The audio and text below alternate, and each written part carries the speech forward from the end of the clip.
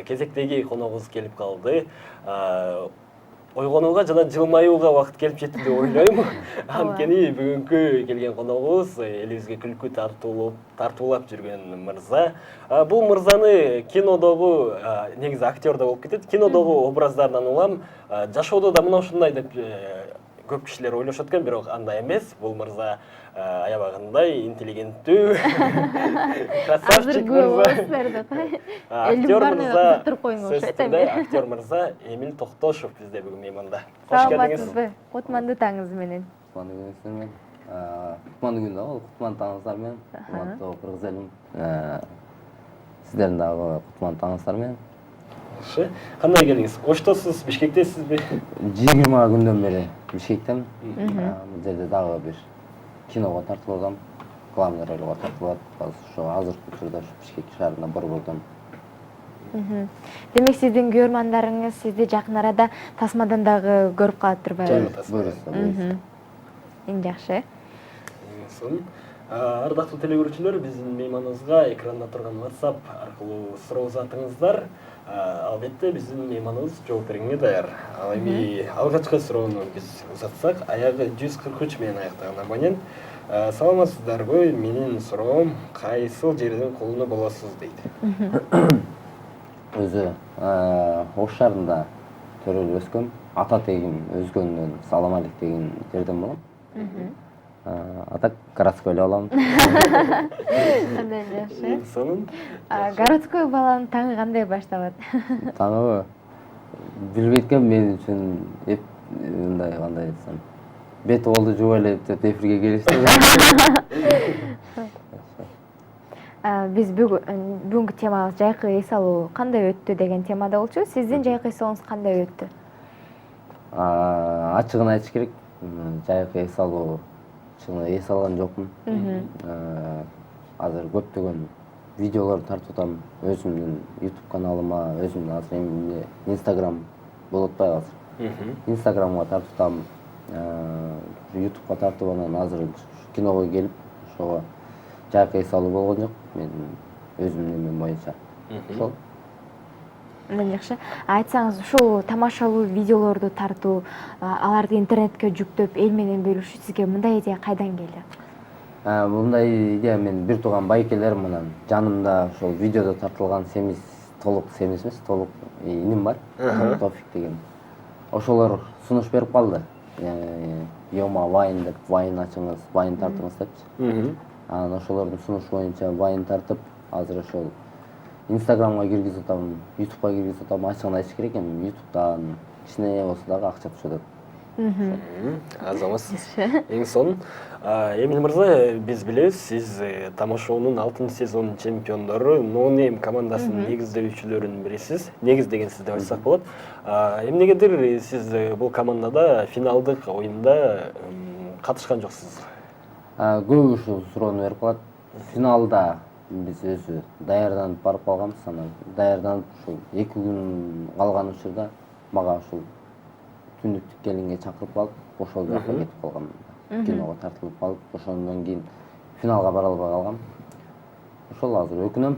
Финалга ошол боюнча канча 7 жыл жүрдүм да, 7 жыл жүрүп анан кийин финалда ойнобой калганым азыр деле өкүнөм.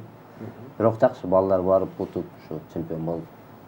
Сиз финалга чыкпаганыма өкүнөм дейсиз. Түндүк келин тасмага тартылганыңызга да өкүнөсүз банда. Бир жагынан тамашага чыкпай финалга ойнобой калганыма өкүнсөм, бул жагынан киного тартылганыма жакшы эле кылыптым дейм да. Кандай таасир калтырды ошол тасмага тартылган, дал ушул түндүк келинге?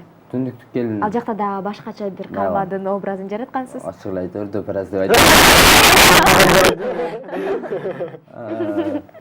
Ошол түндүктүк келиндеги образым учурдан пайдаланып, ошол Рысбек Жабиров агабызга ыраазычылык айтып дейли, ошол агабыздын сунушу боюнча мен ошол киного тартылып, Кудайга шүгүр, ошол кинонун артынан, ошол ролдун артынан мен азыр ушул бала чаканы, семьяны өзүмдү багып атам. Ошол жагат мен үчүн. Бирок біраз эмес эмне. Айткан экенсиз, буга чейин мына ошол кинодон кийин мени дөпөрөсүз деп көп айтып калышат деп. Элдер айтса таарынбайсызбы ага? Жок эми, ага эмнеге таарынабыз? бул эми жөн эле жараткан роль да. Анан эми жашоодо операция эмесин. Кээ бирде интернетке бирөөлөр деле жазып калат.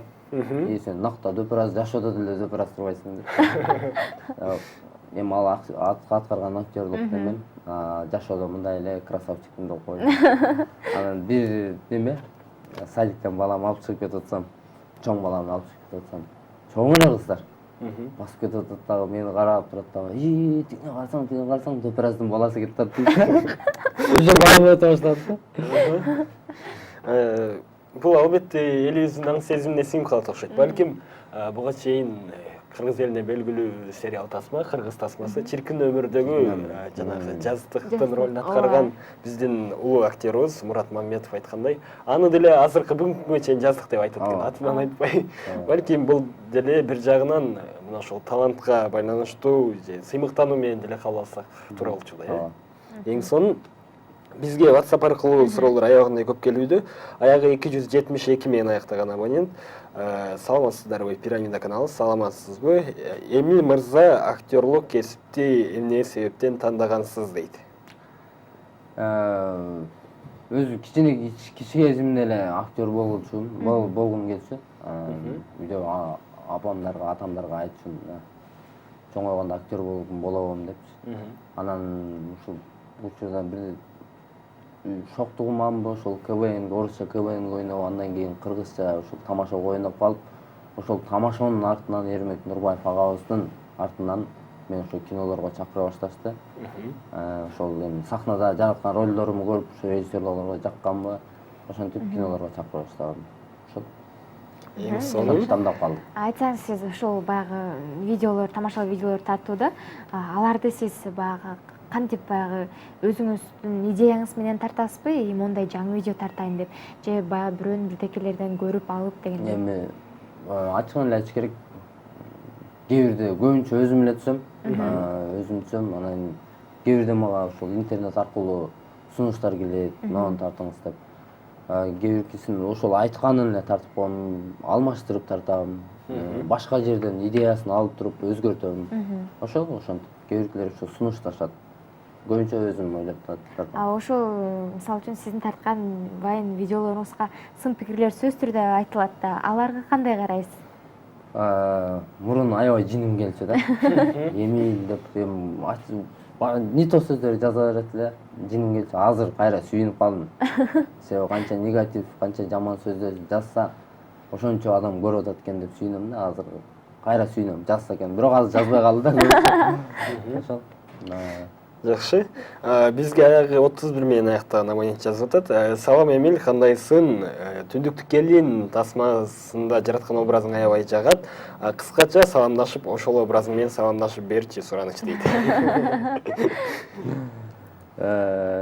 Интернеттен, Инстаграмдан прямой кылсаң да көп ушул суроону берет да. Анан кийин өзү аларга жооп берип койсун. 70 сомго же 50 сомго базарга түшүп, дискти алсаңар, ошол дисктен көрүп алгыла деп коет да. Мен азыр Пирамидада сиздердин эфириңизде турам. Ошону аткарып берейин. Жакшы болот, келиңиз биздин телегөрүүчүлөр үчүн бир гана Пирамида каналында Эмиль мырзадан кыскача бир тасмадан. Бирок унутуп атам да. Кайсына камерага карайбы? Ошол камерага. Турбайсыңар. Катын алганы келби. Азаматсыз, эң сонун. Айтсаңыз, азыр сиз айтып калдыңыз, жаңы тасмага тартылып жатам, башкы каармандын ролун жаратып жатам депчи. Ал роль кандай, мисалы, бул? Жок, мындай эмес. Азыр келесам, СМС жазып туруп, бир казактар жазыптыр да. Сизди аябай таланттуу ыйлайбыз. Казак экенсиз, операция ролун ойноп элесиңби деп дагы жазып турду алчы. Жок, бул кинодо өзүм деле ушундай эле турган эле образды ойноп атам. Бирок комедия жаатында ойноп атам. Жакшы, Кудайга шүгүр, Кудай буйрса, жакшы кинолордун бири болот. Ушу сентябрдын октябрдын аяктары, ноябрдын ортолору же баштары чыгып калат буйрса. Ошол Сүйүү керемет деген кино. Фантастика, комедия кино. Фантастика десе баягы мындай жылаган ажыдардан эмес, мындай башкача кино. Кыргызча фантастика. Жакшы. Жакшы.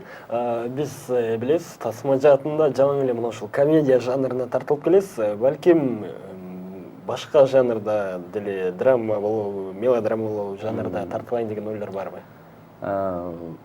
Мен өзүм бир тууган 3 байкем бар, 4 бир тууганын эң кичүүсүмүн.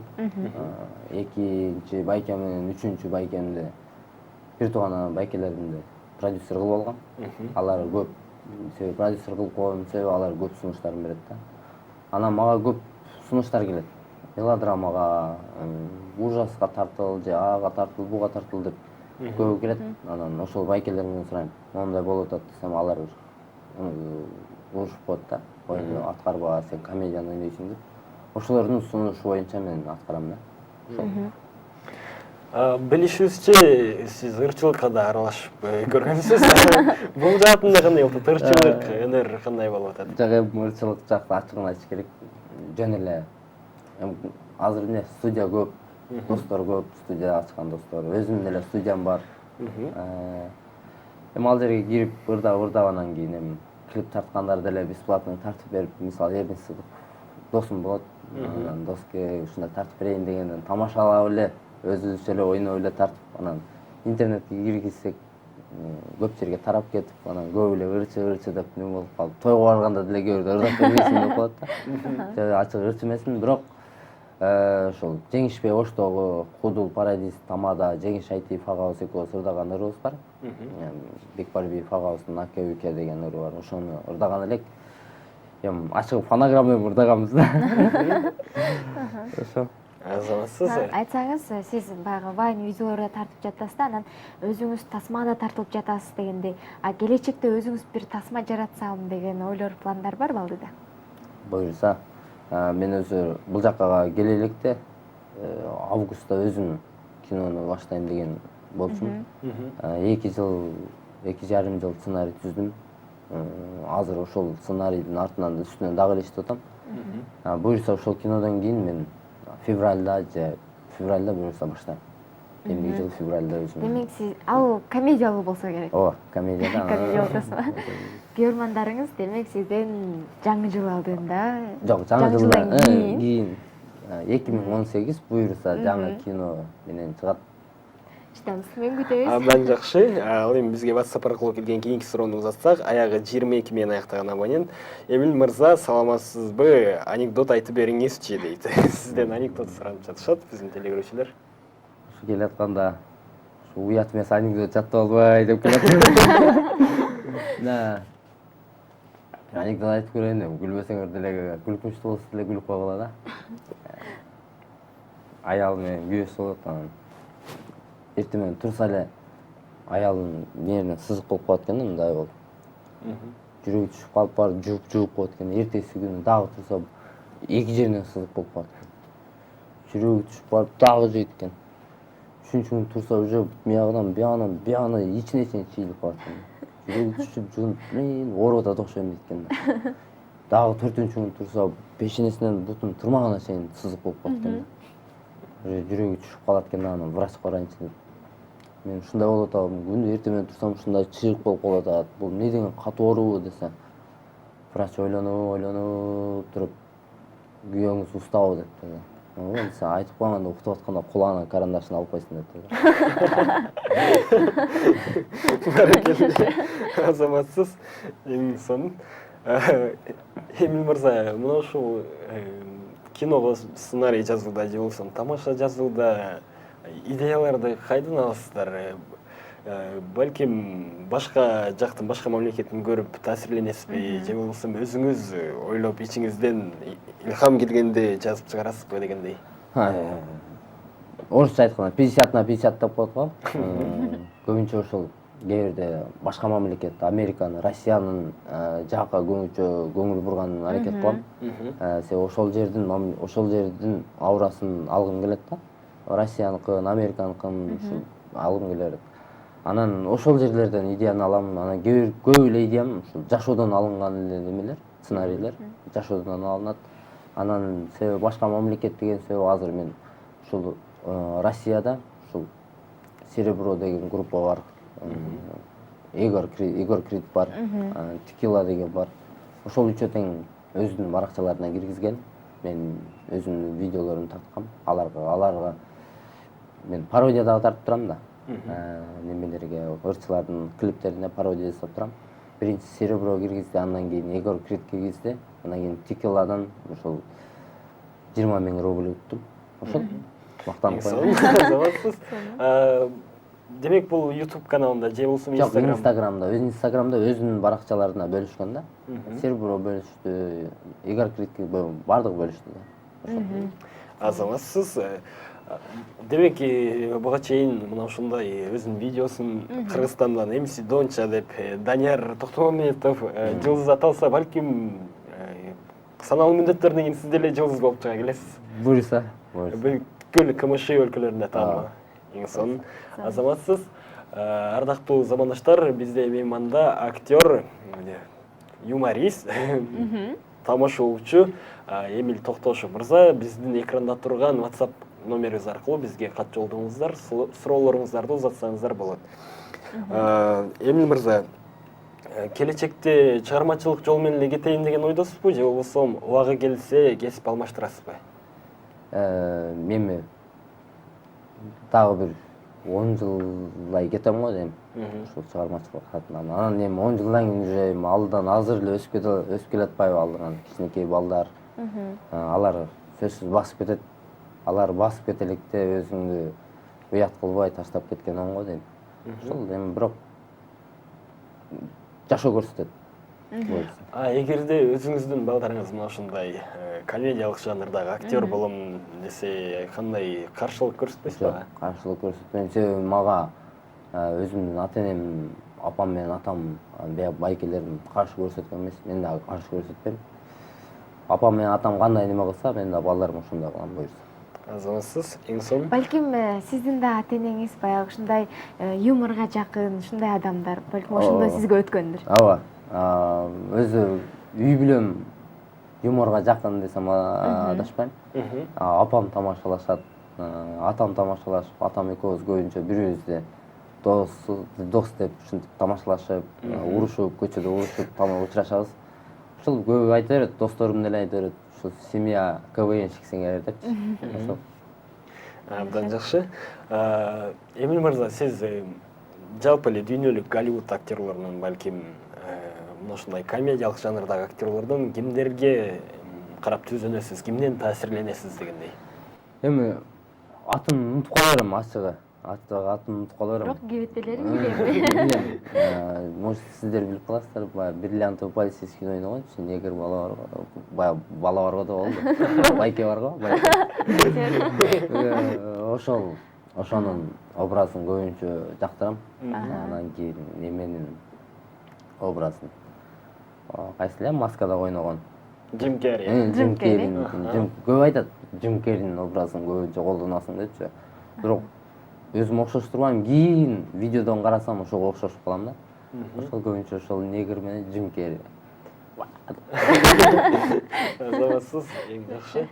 Эмиль мырза, сизге чоң рахмат. Ар дайым мына ушундай жаркын маанайда элге да мына ушундай жакшы маанай тартуулап жүрө бериңиз. Ыраазычылык билдиребиз сизге. Рахмат сизге, ийгилик. Чоң рахмат. Ардактуу замандаштар, бизде мейманда актер Эмиль Токтошев болуп өттү.